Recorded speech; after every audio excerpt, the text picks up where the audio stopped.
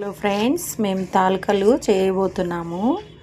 తాలికలకు కావాల్సింది గోధుమ పిండి. చూడండి, ఒక 2 కప్పుల గోధుమ పిండి తీసుకుని ఈ విధంగా కొంచెం చపాతీ పిండిలా కాకుండా గట్టిగా కలుపుకోవాలి. కలుపుకున్న పిండిని ఇదిగోండి, చూడండి, ఈ విధంగా ఇలా రాసుకోవాలి. తాలికలు చాలా బాగా టేస్టీగా ఉంటాయి. ఇలా రాసుకొని మరి చేసుకుంటే బాగుంటాయి. చూడండి, ఇలా కొంచెం తీసుకుని ఇలాగ రాసుకోవాలి. తాలికలు రెడీ అవుతాయి. పాయసంకి ఒక 1/2 కిలో బెల్లము, ఎసరు పెట్టుకోవాలి. ఎసరు పెట్టుకున్న తర్వాత 1/2 కిలో బెల్లం తీసుకున్నాను నేనైతే. 1/2 కిలో బెల్లం మరిగిన తర్వాత కొంచెం కొన్ని సోంపులు దంచి, ఇందులో యాలకులు కూడా ఒక 4-5 యాలకులు దంచి పొడిగొట్టుకుని ఆ యొక్క పాయసం వాటర్లో వేసుకోవాలి. తర్వాత నేనైతే పచ్చి కొబ్బరి తీసుకున్నాను.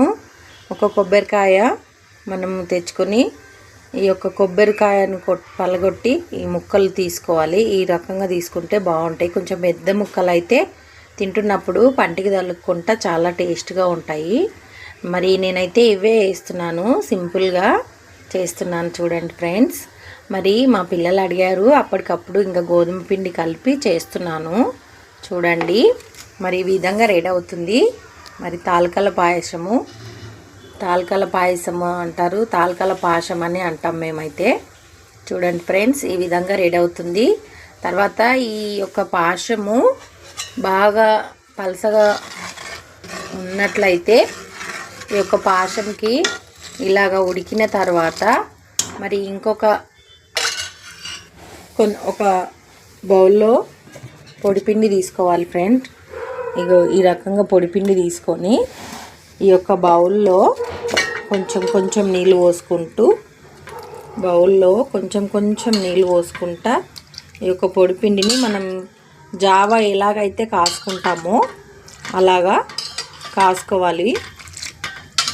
అలాగా కలుపుకుని జావకు మాదిరిగా పొడి గడ్డగట్టకుండా మనము ఎలా అయితే కాసుకుంటామో అలాగా ఇలా కలుపుకోవాలి. చూడండి, ఇలాగ మెత్తగా కలుపుకొని ఈ యొక్క పిండి బాగా మసలబెట్టుకున్నప్పుడు ఆ యొక్క పాయసంలో తాలికల పాయసంలో ఈ యొక్క పిండి చాలా టేస్టీగా వస్తుంది. చూడండి ఫ్రెండ్స్, మరి ఈ యొక్క తాలికల పాయసములో ఈ రకంగా పిండి మనం జావకి ఎలాగైతే కలుపుకుంటామో అలాగా కలుపుకోవాలి, అడుగంటకుండా. మరి ఈ యొక్క పిండితోనే మనకు టేస్ట్ అనేది బాగా వస్తుంది. ఈ యొక్క పిండి ఇగో ఈ విధంగా ఉండాలి, పొడి పిండి. చూడండి ఫ్రెండ్స్, ఇగో ఇలా పోసుకుంటా సన్నగా పోసేయాలి. చూడండి, తాలికల పాయసం రెడీ అవుతుంది. ఎంత బాగా రెడీ అవుతుందో చూడండి, చాలా బాగా టేస్టీగా రెడీ అవుతుంది తాలికల పాయసము. ఆ పొడి పిండి మనము వేసాం కదా ఫ్రెండ్స్, అది కొంచెం బాగా ఇంకా చిక్కపడతా ఉంటుంది. చూడండి, మొత్తం మనం పొడిపిండి కలుపుకున్నది వేసినాం కదా.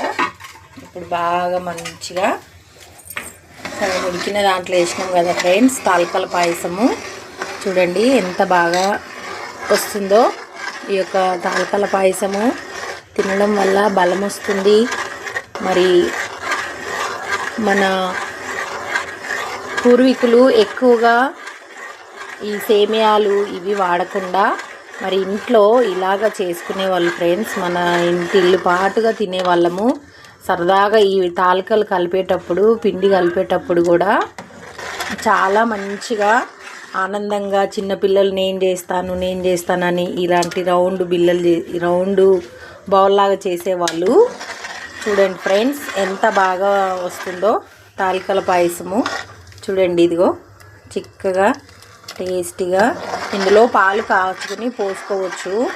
ఇంకా మా పిల్లలు అప్పటికప్పుడు అడిగారు కాబట్టి నేను పాలు పోయట్లేదు.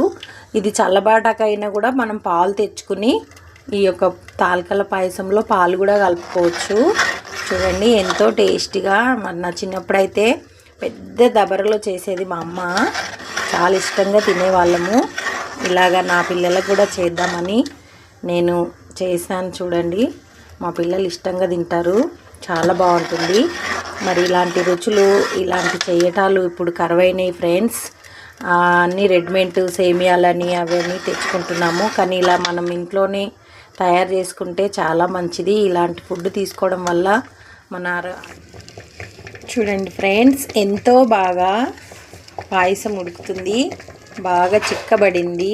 చూడండి, ఇదిగో చూడండి ఫ్రెండ్, ఎంతో ఆరోగ్యకరమైన గోధుమ పిండితో చేసిన పాలకల పాయసము ఎంత బాగా ఉడుకుతుంది, చాలా బాగా చిక్కబడింది. చూడండి, చాలా బాగుంది.